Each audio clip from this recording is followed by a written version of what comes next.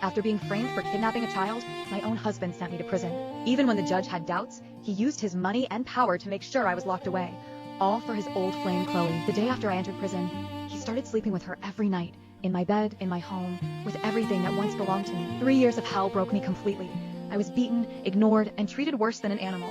I learned to flinch at sudden movements, to keep my head down, and to stay silent. Survival meant being obedient. I was no longer a person. I was empty. When I was released, Ethan was waiting for me. He looked impatient, disgusted, like I was a burden. I reached for the passenger door, but he snapped, "Get in the back." That was when I saw Chloe sitting next to him, smiling like she owned everything. The car was filled with her little decorations, things he would have thrown away if I had put them there. When he reached toward me, I instinctively covered my head and apologized.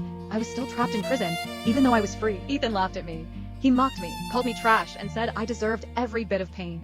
Chloe watched and joined in, pretending to be kind while stabbing me with her words. He took me back to the mansion that used to be mine, the house my parents left me. He had already taken everything, my company, my money, my home, my dignity, and then he humiliated me even more. He turned my old bedroom into a room for Chloe's dog and forced me to stay there. He wanted me to know I was lower than a pet now. That night, I heard them through the wall. They were loud, unapologetic, and they wanted me to suffer. Chloe asked if he would choose her forever, and Ethan said I was nothing. He said I would never dare leave him. The next morning, I handed him the divorce papers. He laughed in my face. He thought it was a joke, a desperate attempt to get his attention. "You? Divorcing me?" he said. "Don't be stupid. Only I get to decide that." He told me to kneel and beg if I truly wanted to leave. He loved breaking me, but the woman who loved him was already dead. I looked at him and asked, "Do you really hate me that much?" He answered without hesitation, "Of course I do. Just looking at you makes me sick." That was the final blow. I left the mansion and rented a tiny old apartment. With help from someone loyal, I began to uncover the truth. The kidnapping was a setup. Chloe planned everything to frame me, take my place, and steal my family's fortune. And Ethan knew I was innocent. He just didn't care. He chose her over me. As I investigated, I found even darker secrets. Chloe was using him, stealing from his company, and planning to run away once she took everything. Ethan was completely blinded. I was no longer the weak girl who begged for love. I was done being hurt. I was going to take back what was mine and make them pay. But I never expected what happened next. Ethan finally discovered the truth.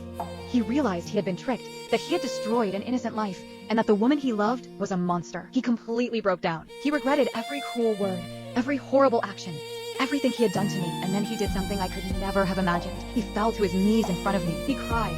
He begged. He pleaded for forgiveness. He said he had sent Chloe to prison. He said he would return everything to me.